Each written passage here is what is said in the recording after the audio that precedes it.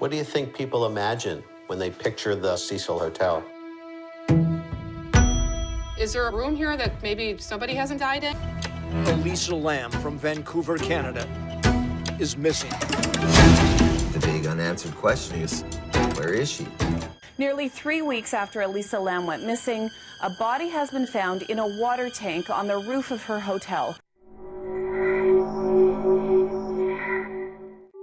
ये एक बहुत ज़्यादा डिस्टर्बिंग केस है और एक अनसॉल्व मिस्ट्री भी है। तो अगर आपको डिस्टर्बिंग कंटेंट नहीं पसंद है और आप बहुत जल्दी डर जाते हैं तो ये वीडियो आपके लिए नहीं है। The Unsolved Mystery of Elisa Lam.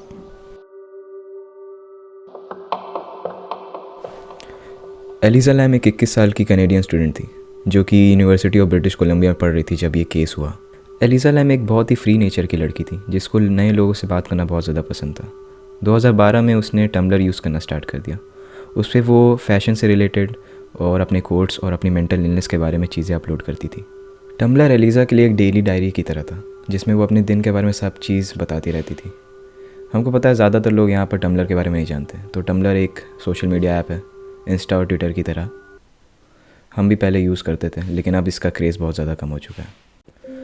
2012 में एलिजा को ये पता चला कि उसको बाइपोलर डिसऑर्डर और डिप्रेशन भी है, जिसके लिए उसको बहुत सारी मेडिकेशन भी दी गई थी। उसके फैमिली के अकॉर्डिंग उसकी मेंटल इलनेस को प्राइवेट रखा गया था। एलिजा की कोई हिस्ट्री नहीं रही है जिसमें उसको सुसाइड करने के थॉट्स आए। 26 जनवरी को एलिजा लॉस एंजलिस पहुंची और वहाँ पर एक होटल में रुकी जिसका नाम था होटल सिसिल। होटल सिसिल का प्राइस बहुत ज़्यादा कम होने की वजह से एलिजा को एक शेयर रूम दिया गया था जो कि उस होटल के 5th फ्लोर पे था।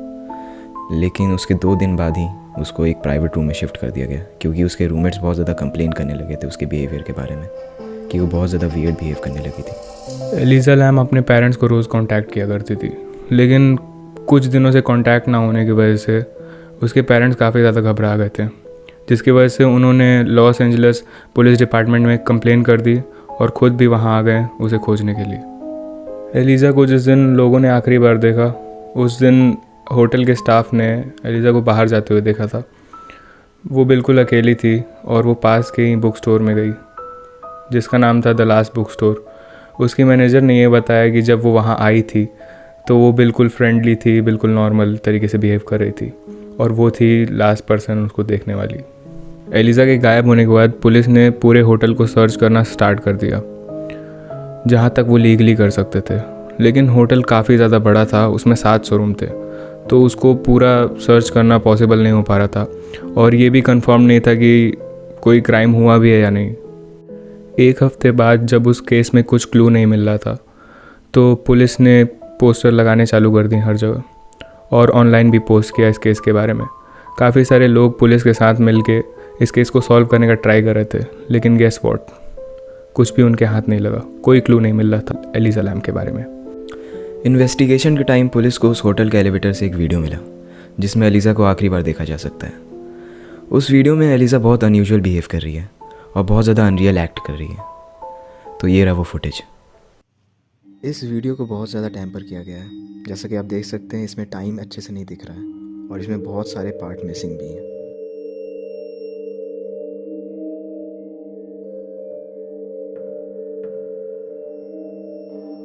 अभी तक इस वीडियो में सब नॉर्मली लग रहा है लेकिन इस मोमेंट के बाद से एलिजा के साथ बहुत ही वियर्ड चीज़ें होने लगती हैं। अगर किसी नॉर्मल पर्सन को एलिवेटर यूज़ करना रहता है तो वो उसी फ्लोर का बटन दबाता है जिसमें उसको जाना है, लेकिन यहाँ पे एलिजा ने 4 बटन दबा दिए एक साथ, हो सकता है 5, क्योंकि आप जिस फ्लोर पे होते हैं उस फ्लोर के बटन का कलर चेंज नहीं होता।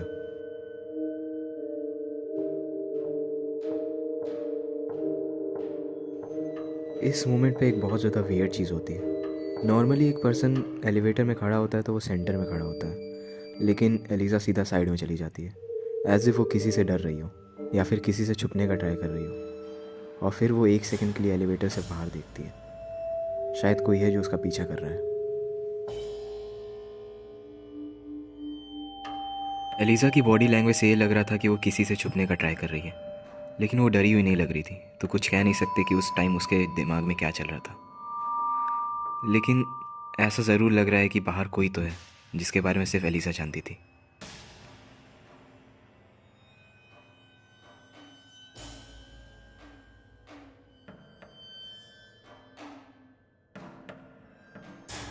एज़ यू कैन सी यहाँ पे वो स्क्वायर पैटर्न्स में मूव कर रही है, और इन्हीं पैटर्न्स की वजह से बहुत सारे लोगों को लगता था कि शी वॉज पोजेस्ड या फिर उस पर ब्लैक मैजिक यूज़ किया गया है, क्योंकि नॉर्मली कोई पर्सन ऐसे मूव नहीं करता। यहाँ से हम लोग को एलिज़ा की थोड़ी सी बॉडी दिखती है और लोगों को ये लगता है कि वो किसी से बात कर रही होती है इस टाइम, क्योंकि at the end of the video वो लेफ़्ट के साइड ही जाती है और शुरुआत में भी हम लोग ने देखा है कि उसकी नज़र लेफ़्ट साइड में है। अब वो एलिवेटर के अंदर आती है और यहाँ पर पहली बार वो बहुत ज़्यादा डरी हुई लग रही है, और अंदर आते ही वो एलिवेटर के सारे बटन दबा देती है। इस वीडियो को अब ऑलमोस्ट 2 मिनट हो चुके हैं, और मोस्ट ऑफ द टाइम अगर आपने नोटिस किया हो तो एलिज़ा या तो लिफ्ट के अंदर है या तो लिफ्ट से बाहर। लेकिन एक नॉर्मल लिफ्ट के दरवाजे 5 से 10 सेकंड में बंद हो जाते हैं, और जो एलिवेटर का वीडियो हम लोग देख रहे हैं उसमें एलिवेटर के दरवाजे काफ़ी देर से खुले हुए हैं। तो यहाँ पे 2 कंस्पिरेसी थ्योरीज निकल के आती हैं। पहली ये कि वहाँ पे कोई ईवल एंटिटी हो सकता है, और या फिर कोई भी बॉडीली फिगर, एनर्जी जो भी है, जिससे कि लिफ्ट का दरवाज़ा बंद नहीं हो रहा है, जो कि सेंसर में आ रहा है लिफ्ट के। और सेकंड ये कि कोई बाहर हो सकता है जो कि बटन प्रेस कर रहा हो, जिससे कि लिफ्ट के दरवाजे अभी तक खुले हुए हैं। इस वीडियो के पार्ट में हम लोग देखते हैं कि एलिज़ा एलिवेटर से बाहर जाती है और ऐसा एक्ट करती है कि जैसे किसी से बात कर रही हो, लेकिन वहाँ कोई नहीं दिखता, और बहुत ज़्यादा अजीब हैंड गेस्चर्स करती है, मतलब कि हैंड को बहुत अजीब तरीके से मूव कर रही होती है। और ये पार्ट काफ़ी ज़्यादा क्रीपी है और डिस्टर्बिंग भी।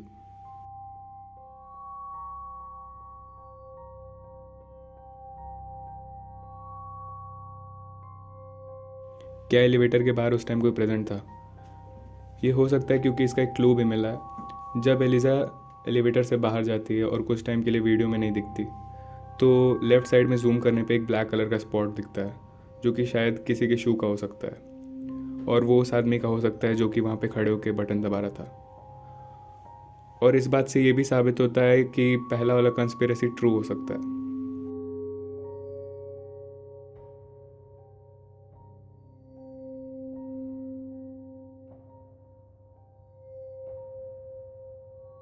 इस फुटेज में हम लोग देख सकते हैं कि एलिज़ा एलिवेटर के लेफ़्ट साइड जाती है, और उसके बाद एलिज़ा का कोई अता पता नहीं था। लेकिन जब एलिज़ा का सर्च चल रहा था, उस बीच जो गेस्ट थे होटल पे, उन्होंने कुछ कंप्लेन करना स्टार्ट कर दिया, जैसे कि जो वाटर सप्लाई आ रही है, जो वाटर आ रहा है उसका कलर बहुत ब्लैकिश है और उसका टेस्ट भी बहुत ज़्यादा वियर्ड आ रहा है। इस बात को माइंड में रखते हुए जो होटल मेंटेनेंस वर्कर है वो होटल के टेरेस पे गया वाटर सप्लाई चेक करने के लिए और टैंक्स को चेक करने के लिए। होटल के रूफ़ पर टोटल 4 टैंक हैं जो कि पूरे होटल, किचन और एक कॉफ़ी शॉप को वाटर सप्लाई करते थे। और जब उस वर्कर ने उस होटल के टैंक का लिड खोला तो उसमें एलिज़ा की बॉडी थी। उसके 2 दिन बाद LA की पुलिस ने बताया कि ये एक एक्सीडेंटल ड्राउनिंग का केस है, मतलब एलिज़ा गलती से टैंक में गिर गई। और ये बात सही नहीं लग रहा, क्योंकि ऊपर जाने के लिए कीज़ और पासपोर्ट की ज़रूरत होती है, जो कि सिर्फ होटल के स्टाफ के पास था। तो इसका मतलब एलिज़ा को अगर रूफ़ पे जाना था तो वो सिर्फ बाहर से जा सकती थी। और एक बार मान भी लेते हैं वो रूफ़ पे पहुंच गई, तो जो टैंक का लिड है वो बहुत ज़्यादा हैवी था, तो उसको लिफ्ट करना किसी नॉर्मल पर्सन के लिए ऑलमोस्ट इम्पॉसिबल था। पुलिस को इतना सब कुछ पता चलने के बाद वो सारी इन्फॉर्मेशन उनके कोई काम की नहीं थी, क्योंकि उनको कोई क्लू नहीं मिल रहा था कि एलिज़ा के साथ क्या हुआ था। और ये एक अनसॉल्व मिस्ट्री है टिल डेट। इसकी 4 कंस्पिरेसी थ्योरीज़ हैं जो कि हम लोग आगे डिस्कस करने वाले हैं इस वीडियो में। पहली थ्योरी ये कहती है कि शी वॉज पोजेस्ड और उसके पीछे कोई डार्क एनर्जी थी, या फिर ये भी हो सकता है कि ये कोई ब्लैक मैजिक का केस था। और दूसरी थ्योरी ये है कि जब एलिवेटर के फुटेज में हम लोगों ने लेफ़्ट साइड में जूम करके देखा था तो वहाँ एक ब्लैक कलर का स्पॉट दिखा था, जो कि किसी आदमी के शू का हो सकता है, और वो आदमी वो हो सकता है जो कि एलिज़ा को मारना चाहता हो जान से, और उसी ने मार के उसे टैंक में डाला हो। क्योंकि सिसिल होटल में बहुत सारे सीरियल किलर्स थे, तो वहाँ बहुत शातिर तरीके से उसकी हत्या कर सकते हैं वो लोग। और तीसरी थ्योरी पुलिस की है। पुलिस का कहना था कि एलिज़ा को बाईपोलर डिसऑर्डर था, जो कि एक मेंटल डिसऑर्डर होता है जिसमें लोग चीज़ें इमेजिन करने लगते हैं और मूड स्विंग्स होते हैं उसमें बहुत, और वो एक एक्सीडेंटल ड्राउनिंग का केस था। जापानीज़ माइथोलॉजी में एक गेम के बारे में बताया गया है। उसमें ये होता है कि आप एलिवेटर के बटन को कुछ सीक्वेंस से दबाते हैं, जिसकी वजह से आप एस्ट्रल वर्ल्ड में चले जाते हैं। एस्ट्रल वर्ल्ड वो दुनिया होती है जहाँ पर आत्माएं रहते हैं, तो हो सकता है एलिज़ा वहीं चली गई हो, क्योंकि जब एलिज़ा एलिवेटर के अंदर आई और जब उसने वो बटन्स दबाए तब तक वो एकदम नॉर्मल लग रही थी, लेकिन उसके बटन्स दबाने के बाद उसका पूरा बिहेवियर एकदम चेंज हो गया। तो शायद उस टाइम वो एस्ट्रल वर्ल्ड में चली गई हो और उसको वो चीज़ें दिख रही हों जो वहाँ पर हैं, एस्ट्रल वर्ल्ड के लोग दिख रहे हों। लेकिन हम लोग को सिर्फ दिख रहा था एलिज़ा का स्ट्रेंज बिहेवियर, और उसके हैंड मूवमेंट से श्योर भी होता है कि वो एस्ट्रल वर्ल्ड के लोगों को देख रही है उस टाइम। तो ये थी कुछ थ्योरीज एलिज़ा के केस से रिलेटेड, और हम लोग सिर्फ एक ही काम कर सकते हैं कि सिर्फ थ्योरी बना सकते हैं, क्योंकि ये केस बहुत ज़्यादा मिस्टीरियस है और अभी तक सॉल्व नहीं हुआ है। Thanks for watching.